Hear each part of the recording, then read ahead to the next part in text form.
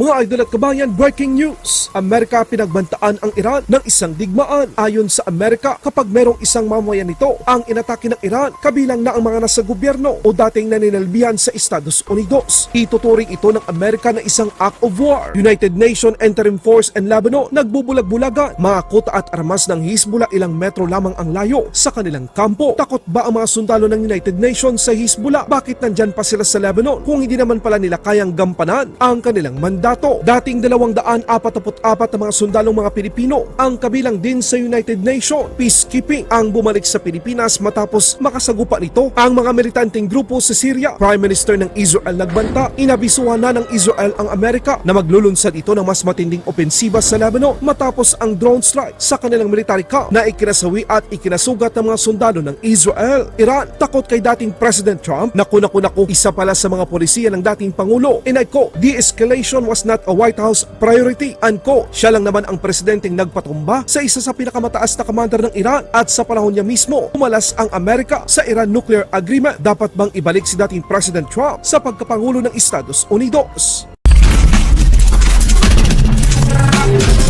Naku, eto na, Amerika, pinagbantaan ang Iran. Inutusan ni President Biden ang kanyang National Security Council na ipagbigay alam sa Iran ng anumang pagtatangka nito na iligpit si dating President Trump ay ituturing ng Amerika bilang isang act of war. Ito ay matapos maiulat ang ikatlo ng bigong pagtatangka sa buhay ng dating Pangulo ng Amerika. Babala ng Amerika na kapag inatake ng Iran ang sinumang mamamayan nito, kabilang na ang kasalukuyang ninilbihan sa gobyerno ng Amerika at yung mga dating kawani ng gobyerno, maharap ang Iran sa isang matinding konsekwensya. Malaking tinik kasi sa lalamunan ng Iran, mga kabayan, kapag nanalo bilang Pangulo ng Amerika si Donald Trump. Si dating President Trump lang naman ang nagbigay ng direktiba upang maglunsad ng military strike sa Iraq na ikinasawi ng pinakamataas na Iranian Quds Force, Major General Qasem Soleimani, gamit ang unmanned aerial vehicle ng Amerika. At noong 2018, kumalas ang Amerika sa Iran Nuclear Agreement. Noong panahon ni President Trump, hindi nakaporma ang Iran. Pinagbantaan nito ang mga mahalagang infrastruktura ng Iran. Walang bumibili ng langis ng Iran kundi China lamang.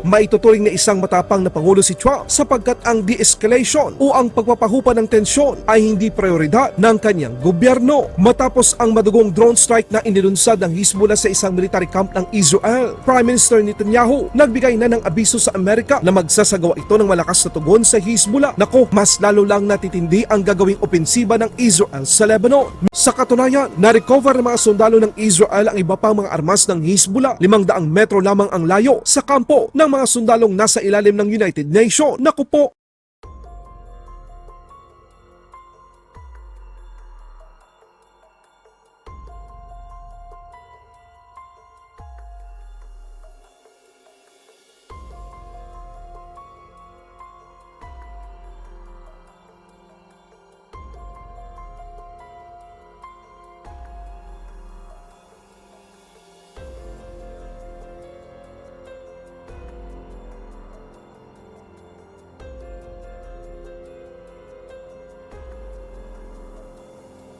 Ang larawang inyong nakikita, mga kabayan, ay kung saan ang UNIFIL ay nakaposisyon sa pagitan ng Lebanon at Israel. Ang United Nations Interim Force in Lebanon ay binubuo ng halos 10,000 sundalo mula sa iba't ibang bansa: Italy, India, Nepal, Ghana, Malaysia, Spain, China, Ireland at maging ng France. Ang mandato ng UNIFIL kung bakit ito itinatag noong 1978 hanggang ngayong 2024 ay simple lamang: siguruhing walang sundalo ng Israel ang nasa loob ng Lebanon. Masigurong maibabalik nito ang kapayapaan at seguridad ng Lebanon upang epektibo nitong magampanan ang kanilang mga otoridad sa rehiyon. Pero mukhang sumublay dito ang United Nations, mga kabayan, dahil imbis na supilin ang iligal na pagpasok ng mga armas at tuluyang pagbuwag ng Hezbollah, ay mas lalong dumami at lumakas pa ang kanilang puwersa. Para lang sa inyong kaalaman, mga kabayan, dati kabilang din ang Pilipinas sa mga bansang nagpapadala ng mga sundalo sa Middle East, partikular na sa Golan Heights, para din sa tinatawag na peacekeeping mission. Pero napilitan ng Armed Forces of the Philippines na pauwiin ang nasa 244 na mga sundalong Pilipino matapos silang lusubin ng mga militanteng grupo ng Syria. Umabot sa halos 7 oras ang naging bakbakan. Ligtas namang nakalipat ng posisyon ang mga tropang Pilipino habang natutulog ang mga Islamist militants ng Syria. Syrian rebels initiated an attack on position 68. Our troops defended their position. The Syrian rebels attacked on board pickup trucks. Our peacekeepers returned fire in self-defense. Our troops fought back bravely and successfully held their positions after a 7-hour firefight. Membro ng Hezbollah sumuko sa Israel Defense Force matapos matonto ng mga sundalo ng Israel ang kanilang pinagtataguang tunnel sa Southern Lebanon. Malaki ang magiging pakinabang na nasabing bihag upang malaman ang iba pang mga plano ng pagtake ng Hezbollah at ang kinaroroonan ng iba pa nilang mga embaka ng mga armas. Aktual na video, panoorin!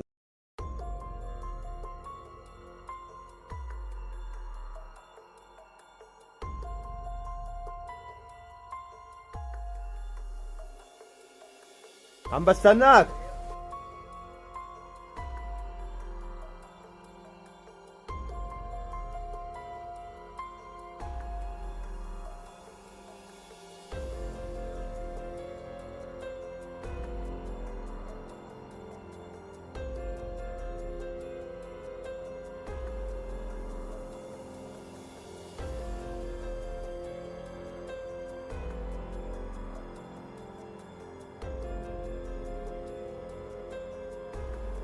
طلع ايدك شوي شوي، طلع ايدك الثاني، اطلع شوي شوي، اطلع شوي شوي، اطلع شوي شوي، اطلع شوي شوي شوي شوي،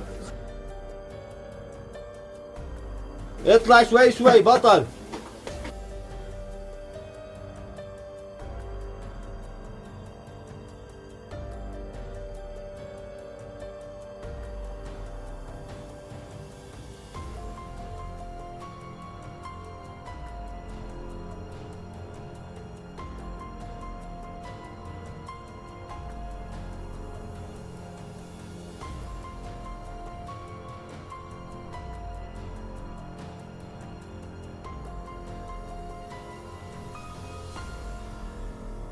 اطلع تخافش، انا هون انا هون، اطلع.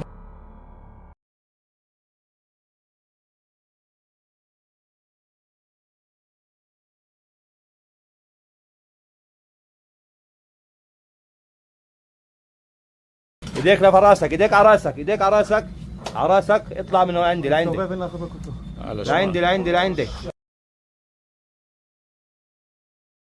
Sa ibang balita naman, matapos madiskubre ng Israel Defense Force ang iba pang mga tunnel ng Hezbollah sa Lebanon kung saan pinasok mismo ni Israel Defense Force spokesperson Rear Admiral Daniel Hagari, nagbanta ito sa mga kalaban malapit o malayo man sila sa Iran. Determinado ang puwersa ng Israel na pangalagaan ang seguridad at kapayapaan ng kanilang bansa. Dagdag pa niya na layunin ng Israel Defense Force na maibalik ang nasa mahigit 100 mga bihag ng kalaban. Hassan Nasrallah, this ruthless terrorist that we eliminated, that is responsible for the deaths of many people, not just Israelis, Germans, Americans, French, and others.